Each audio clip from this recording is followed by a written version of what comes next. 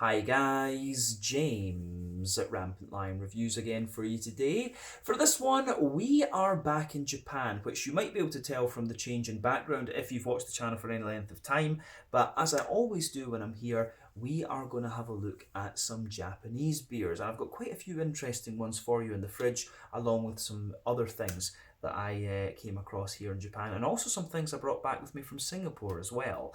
But for this review today, we are going to return to a brewery that has now featured on the channel many times before. These guys are a very well respected craft brewery in Japan these days, and if people were to ask me about them, I would say that they're best known for their different kinds of New England hazy, whatever you want to call them, IPAs, but we have had a good few black IPAs and West Coasters from them as well. But the beer we're going to have a look at today is one that I bought from them the last time I was here in Japan, and it's a style that they're not very well known for, one that we haven't tried from them before of course, but a style that I very much enjoy, and it also has a bit of a twist to it as well, which is very dear to my heart when it comes to craft beer too.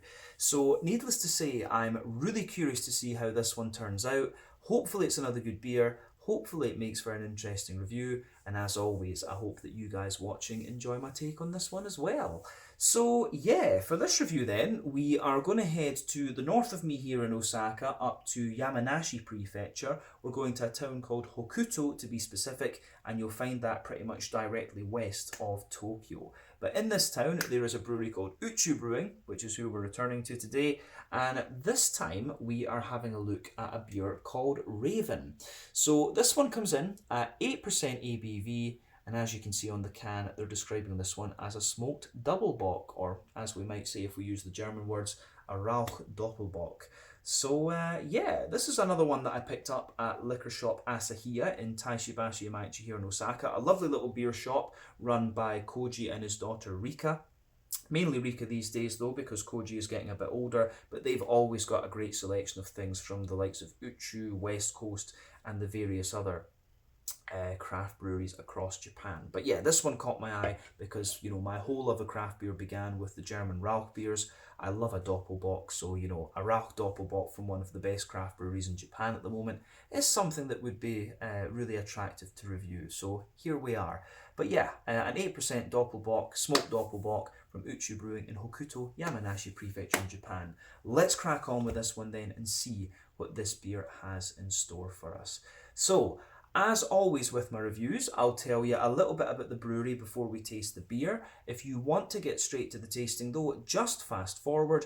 All the usual links can be found in the video description below. That's the brewery website, the link to my other reviews that I've done from Uchu Brewing before, and there will no doubt be more added to that list in the near future. We will also put the link to Liquor Shop Asahiya that you can check out as well. Check out their Facebook and Instagram pages, but there's all the usual social media down there. If you want to see more reviews, do please consider subscribing to the channel. The support that you give is massively appreciated, and remember, you can go into the channel homepage and search for beer based on the geography tagging system. So just go in there, use the little search bar, put in your hometown, state, county, province, whatever you like. If I've reviewed beers from the area you search for, they will pop up. Failing that, you can check out the playlist of beers from different countries. You'll find this one in the Japanese playlist along with a number of other things, and that is being added to fairly regularly these days since I relocated to Asia. And do check out the playlist of beers from other countries as well. But yeah, let's go on to my brewery notes then, and I'll tell you a wee bit about Uchu Brewing once again then. So, Uchu Brewing, as I've mentioned to you already, are based in Hokuto in Yamanashi Prefecture here in Japan, and the company was founded back in 2017 by Masahiro Kusunose and Rumiko Suzuki. So they both came from a background in agriculture, and they first encountered craft beer on the US West Coast, and they found that they really loved the different personalities that each brewery had, and they wanted to bring this back to Japan. So Masahiro is the main brewer, and Rumiko mainly does the kind of marketing and business side of the brewery, but she does also take part in the brewing from time to time, and also with the farming side of the business as well. but of course the brewery has expanded quite a little bit since they started, and I think the two main founders are taking a little bit more of a kind of backseat in the business side of things, and there is a bigger brew team there. But apparently they started their farming activities back in 2009 under the name Space Farmers, and they were growing rice and vegetables without pesticides. But in 2016 they planted hops, and they have their own hop fields right next to the brewery, and they often hand pick the hops that go into their beers. But today they run miso making and rice paddy workshops in addition to the brewing side of things. Now, to get the brewery side of the business off the ground, they did a lot of crowdfunding, so they raised 3 million yen through crowdfunding, and they used this to build their own brewery in Hokuto in Yamanashi. And much of the construction of the original iteration of the brewery was just do it yourself. But they sold their first beers in 2018, and then they expanded the brewery in 2021 with a second round of crowdfunding, this time raising over 17 million yen. But the next year in 2022, they raised a further 12 million yen and used this to open their first tap room, which is called Roadside Station Kobuchisawa, and this is about 15 kilometers away from the brewery itself. But the name Uchu translates into English as space brewing, hence why they called the farmer side of their business, or farming side of their business, Space Farmers. And so, you know, many of their beers are named after different space phenomena and things like that. This one not so much, but on the other ones that we've reviewed from them, I think the last beer we reviewed from these guys was called Grand Cross, which is of course named after a star formation. So yeah, a lot of their beers have find their names in different space phenomena, if you like.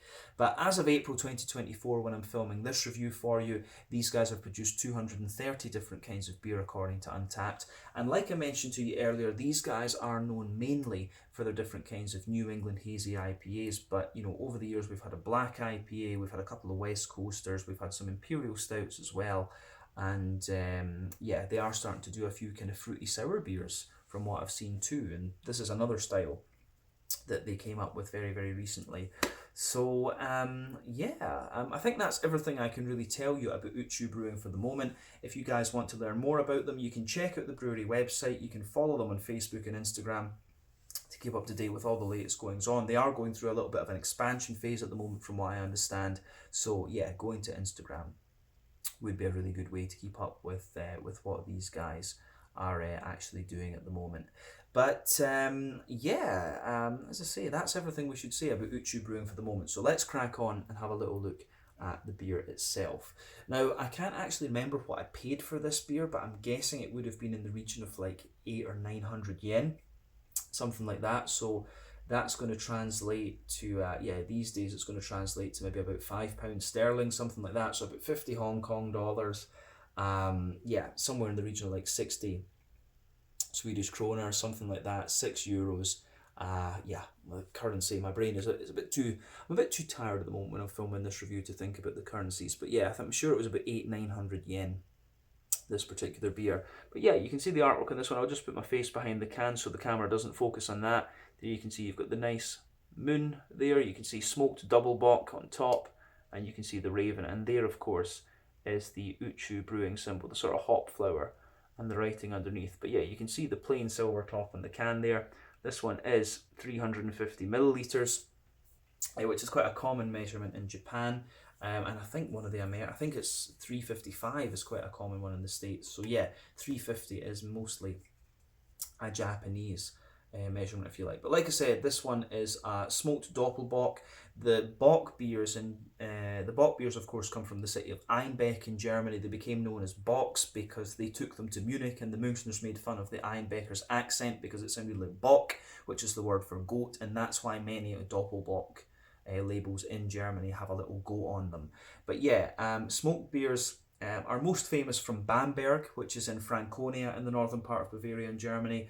And of course, the Weirmann maltery is very well known for their Rauch malts. The likes of Schlenkerla, Spezial, Weyer are a number of the breweries in the local area that use the Rauch malts in their beers. So yeah, smoked Doppelbock from Japan, I think, should be really quite interesting. The Bock beer is, of course, a lager, and the way that we define a lager is that it's a beer that ferments at low temperature using a bottom fermenting yeast. So yeah, the Bock beer is one of the stronger lagers. The Doppelbock is an even stronger version of that. So yeah, that's all the technical stuff you need to know about the beer. As we said, it's an 8% smoked Doppelbock. So we'll get this guy out into the glass and see what it's all about. So yes, we are. I think the Doppelbock is the strongest style of lager, other than, you know, probably the Eisbock, but you know, with the Eisbock you're freeze distilling and stuff like that, so that's kind of cheating, I guess, in a way. It's not really natural fermentation in a sense, so it's not so purist as you get with some of the other beer styles and things. But yeah, anyway, you can see that we poured the beer and we've got all of it out and into the glass. So yeah, before the head on this one disappears, we can say that it's poured with about a half finger of a frothy, I would say kind of fawn coloured head. That is just fading away to be a nice kind of thin foamy layer now, but you've got that thicker foamy ring around the edge of the glass. You've got some medium bubbles sticking on the surface of the liquid there, and a few foamier ones the further up that you go. But yeah, colour wise, this beer is kind of what you'd expect of the style. Now, to you guys on the camera, it's actually appearing very dark, which it does, but if you shine the light through it, it actually has like a really dark chestnut, sort of mahogany, ruby type colour to it, which is quite interesting. And it's actually got a good little bit of clarity to it as well. I can see little bits of sediment particle just floating around in it. And it does have a degree of natural haziness to it. But yeah, remember, the colour of your beer depends on a few things. So one, you've got the type of malts that you use. That goes a long way to determining your EBC rating. Two, length of your wort boil is also going to play a role, because the longer you boil the wort, the more the sugars caramelise, and thus you get a darker colour of beer. But any barrel aging that you do or adjuncts you put into the beer will affect its colour as well. But yeah, in terms of this one being a smoked Doppelbock, much of the colour of this will be down to the different malts that are in use here. Not too much in the way of visible carbonation with this one, just one or two big bubbles sticking toward the side of the glass there.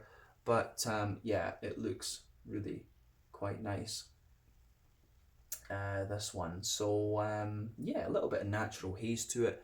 It looks really quite nice actually. And yeah, certainly within the realms of what you would expect of any Doppelbock. The colour of this one certainly isn't unusual. So yeah, let's have a wee look at the aroma of this beer then and see how we get on. I'm really very curious about this. Oh yeah, I'm going to say straight away, this is Bamberg Rauch malt that's in here. That's Weirmann malt. You can tell straight away. So familiar. As I've said many a time, my whole love of beer began with the Bamberg Rauch beer, Schlenkerla in particular, and the malt that's being used in here is definitely the same. So that jumps out of the glass at you right away, and once your nose gets used to that, because it will saturate your nose in the beginning, you start to get all the other elements of the beer coming out. So, you know, the Doppelbock is a kind of big brown bready, sugary lager sort of thing, and yeah, you can smell that right away coming out of this one. So yeah, the way everything pieces together in the aroma of this beer is absolutely lovely. So yeah, let's just try and break the aroma of this beer down then and describe it for you a wee bit more in depth. So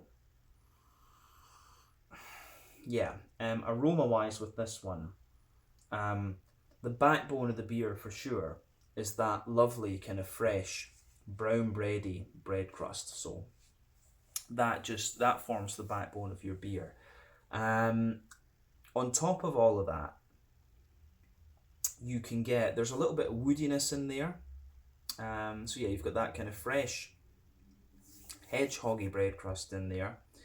You get a little bit of the woodiness in there as well, but then there's a wee bit of an almost rye bready character to this one, like a sweet German rye bread, and then you've got a bunch of wholemeal brown bready character as well. These are all things that we've kind of discovered from the style before, and personally, what I look for in these German style lagers is that they are true to style and they're similar to what you're going to get in Germany. And one of the interesting things about the Japanese beer scene is that a lot of the GB breweries that popped up in the 90s, a lot of them were brewing things like Alt beer and Kulsch and, you know, these German styles of beer. A lot of the Japanese brewers went to Germany to learn to brew.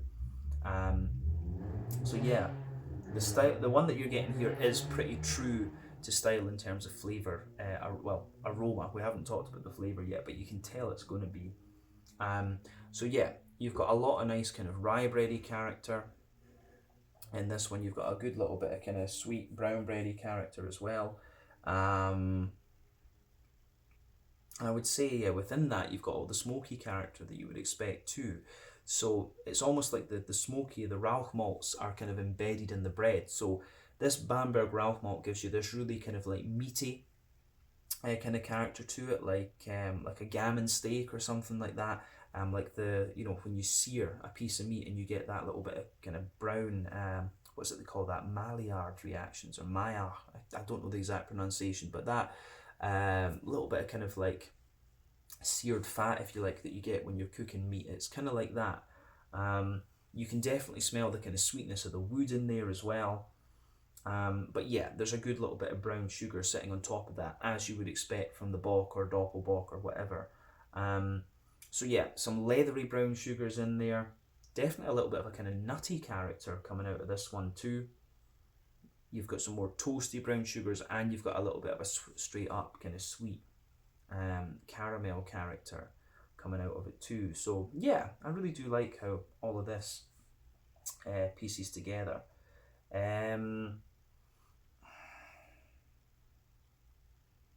It's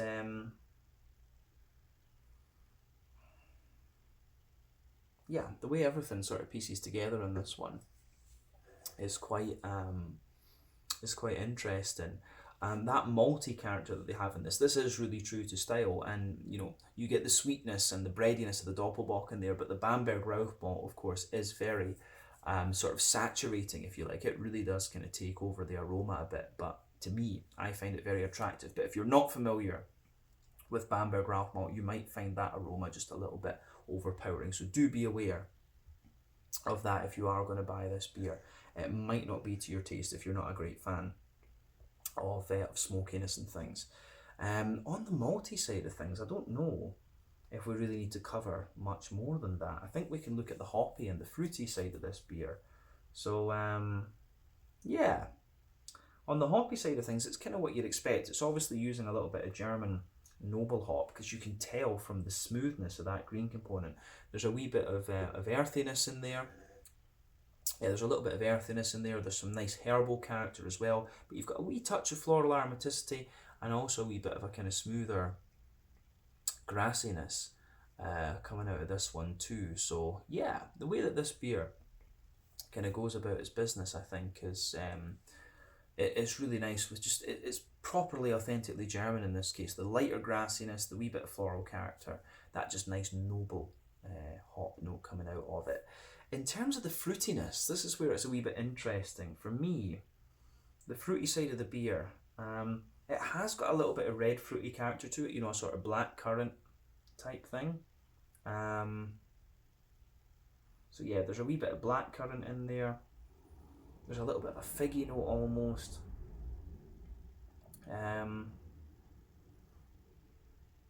Yeah, there's a wee bit of black currant, there's a little bit of a figgy character in there too. And then yeah, you've also got a little bit of there's a little bit like oily pear and stuff too. So yeah, figs, black currant, and yeah, a little bit of like an oily kind of peary character as well. So yeah, the way all of that pieces together, I think, is quite interesting.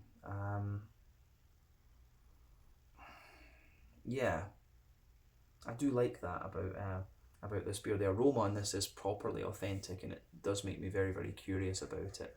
So as I always say, take a little bit of time to enjoy the aroma of your beers before you get stuck into them.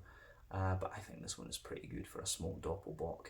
So yeah, this is the Raven, an 8% smoked Doppelbock, smoked Doppelbock, Rauch Doppelbock, whatever you want to say, from the wonderful Uchu Brewing in Hokuto, Yamanashi Prefecture here in Japan. Let's have a taste of this one, but do take some time to enjoy that lovely Bamberg Rauch malt aroma. Slange, skål, cheers, kampai.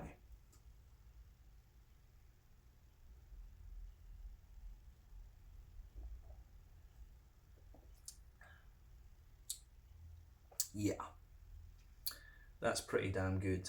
As I say, if memory serves me correctly, this is the first lager I've had from Uchu Brewing.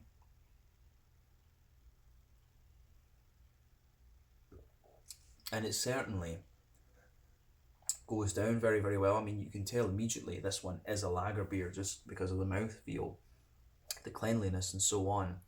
But a Rauch Doppelbock is a style that it's quite difficult to get the right balance with it. And I think Uchu have done really well with this, because this one, it shows you in the beginning the sweetness and smoothness and things like that, and the lightness you'd expect of the Doppelbock, but really into the aftertaste, you're getting the big smoky characters that you would expect of the Bamberg Rauch malt that's in here. So yeah, they've done, for a style that these guys are really not known for, they've done a pretty damn good job of getting this one solid. So yeah, it just kind of goes to show you how good a brewery these guys actually are. I don't know how many brewers they have these days. I think it's maybe 2 or 3 actually. So I'd be very curious to know if one of their brewers, one of the new guys they've recruited, actually studied in Germany, because it really has a proper German quality to it. So yeah, interesting. So, but big thumbs up from me. That's the main thing. Is the beer true to style? Yes. Does it taste nice? Yes. Would I drink it again? Yes. These are the important questions. But yeah, let's break the beer down then and describe the flavour for you a wee bit more in depth, as we always do. So middle third of the palate then.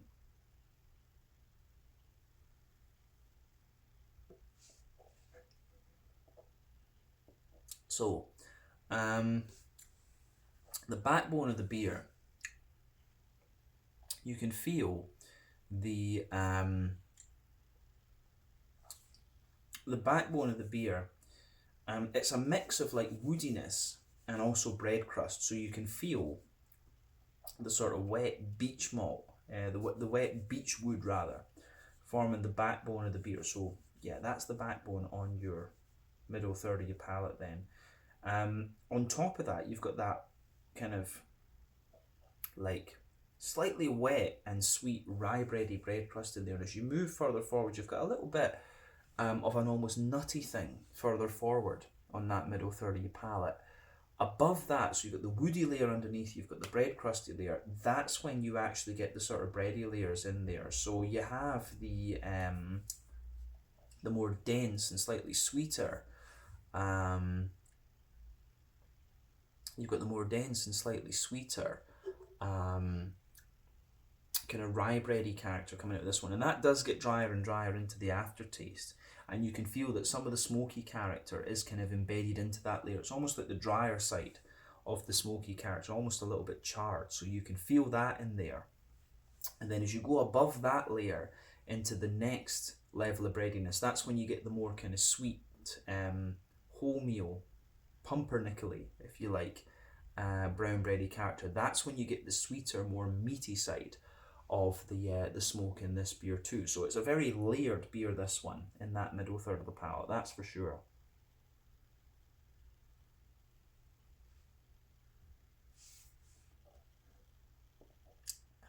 So yeah, the way that all that pieces together is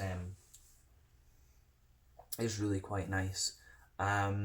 Yeah, so above the kind of bready layers, if you like, you do have you've got a kind of more toasty, you do get a little bit of a more kind of toasty, brown sugary layer there, and then you get the more leathery brown sugary note. Usually when you talk about leathery brown sugars, that's a product of having a longer wort boil.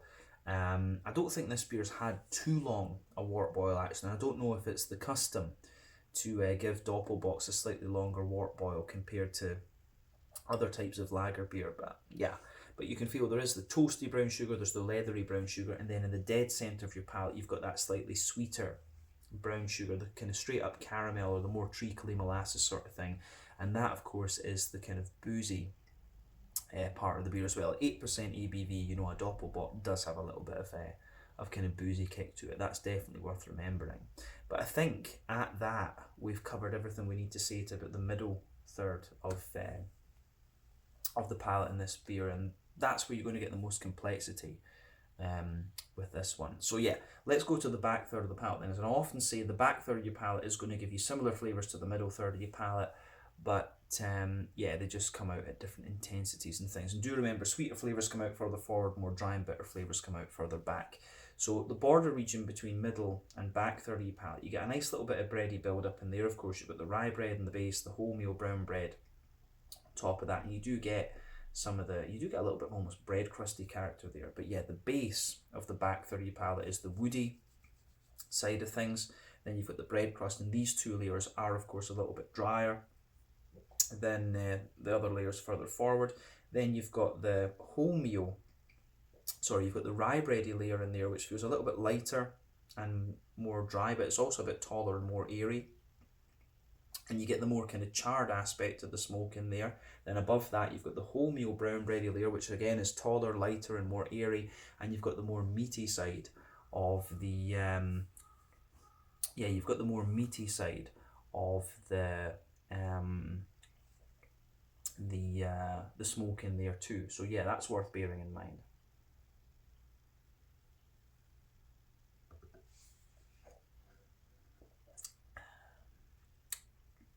But yeah, above all of that, you can feel there's a little bit of the more leathery, toasty brown sugary layer just creeping over the top of that. And that forms the top of the malty side of the back third of your palate. But above everything else, you have the yeasty side of the beer. So the yeasty notes that are coming out of this one are quite interesting, because you can feel like you've got a dense, kind of dry, rye bready character at the centre of that. Then you've got a sweeter, rye, kind of wholemeal rye bready note around the edge, and then a bit of a bread crusty sort of thing going around that too. So yeah, the way that all of that just kind of pieces together and slides together, I think, is really, really nice. So it gets a big thumbs up from me. Yeah, you can definitely feel on the back third of your palate, the flavour is taller. Then as you move further forward into the middle third of your tongue, it just kind of condenses down and squashes together. But yeah, that rye bread, more wholemeal bread, and then the kind of bread crusty note around the edge, I think that describes the yeasty side of this one quite nicely. So yeah, definitely into the aftertaste, you're getting more of the beech wood and a bit more of the kind of charry side of the smoke and a wee bit of the meat. This isn't one of the sweeter Doppelbocks I've come across, actually. It's certainly feeling like one of the more woody and slightly drier ones. But yeah, that's interesting. But when it's a Rauch Doppelbock, it kind of makes sense.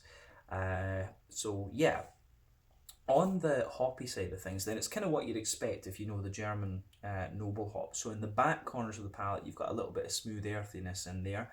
As you move further forward, it's got a little touch of herbal character. But yeah, as you push further forward from that, you get little bits of kind of floral. You do get a little bit of a kind of brighter floral aromaticity, and there's a wee bit of grassiness around the front curve of the tongue too. But the green component in this one is quite yeah, it is quite smooth in a sense. So yeah, the way all of that pieces together, I think, is quite nice too.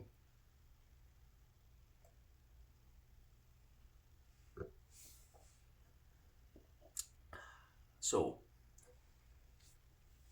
yeah, the way that all of that goes together, I think, is really quite nice. Yeah, green component is really what you'd expect from the style. So on the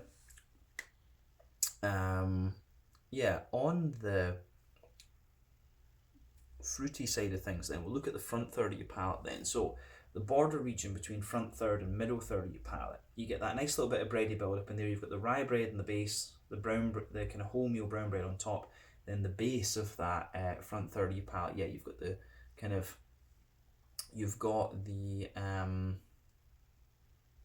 rye bready bread crust. You've got the kind of woodiness underneath, then yeah, rye bread, brown bread, and then above that you get that nice oily bubble where the juicy fruity esters just roll their way out of the beer.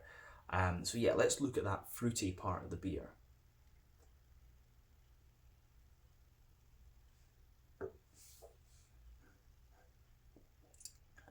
Yeah, on the fruity side of things, it's quite similar to what we said in the aroma. So if you go to the back of that front third of your palate, It has got a little bit of like a sultana type note, you know, dry white, green, grapey character in there. So yeah, definitely a little bit of sultana. And as you move further forward, you've got an oily pear.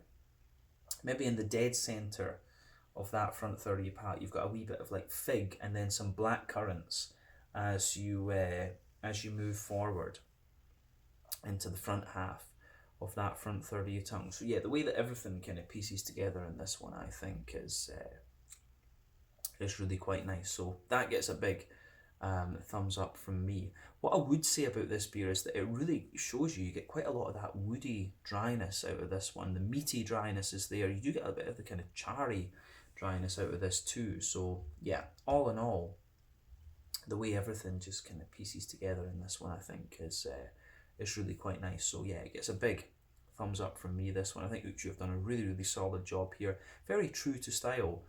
Rauch Doppelbock, this one actually. So yeah, but definitely on one of the drier ones that I've had. It's not got that much sweetness to it. Drier and more bready, I would say, is a good descriptor. So yeah, I like that. On the mouthfeel then, just to round off this review, for me, this beer,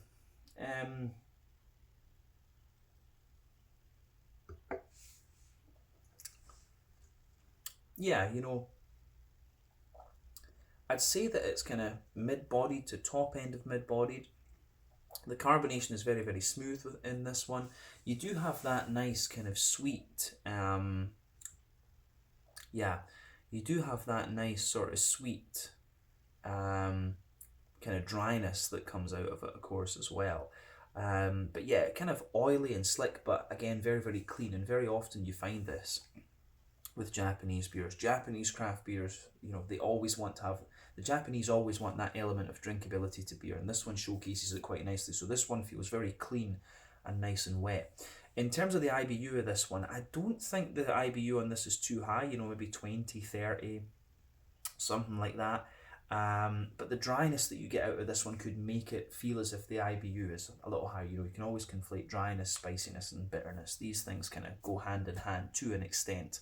But the malt base, as we said, has a bit of dryness underneath, smoothness in the middle, sweetness on top, but overall it's quite dry, and it gets drier and drier the further into the aftertaste that you go. We talked about the hops already, and you just have a little bit of fruitiness out of this one, a little bit of red fruitiness coming out of the beer into the aftertaste as well. But all in all, a really solid take on the Doppelbock style, and definitely cool to try a Japanese brewed Rauch Doppelbock. I think we've maybe had one or two of these from Japan actually. They do enjoy a smoked beer out here, and they do enjoy a kind of sweet bock, Dunkel Doppelbock type thing as well.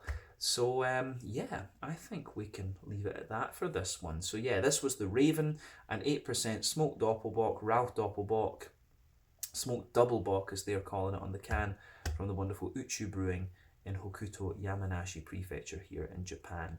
So yeah, once again, thank you for watching my beer reviews. Until the next time, please like, subscribe, share, all the usual YouTube stuff. Let me know your own thoughts on this beer in the comment section below. Let me know what your favourite beers are from Uchu Brewing as well, and we will return to these guys again very, very soon. But until then, Slanja, Skål, cheers. Check out my social media, check out Uchu Brewing social media, and I'll see you guys later. Ciao just now.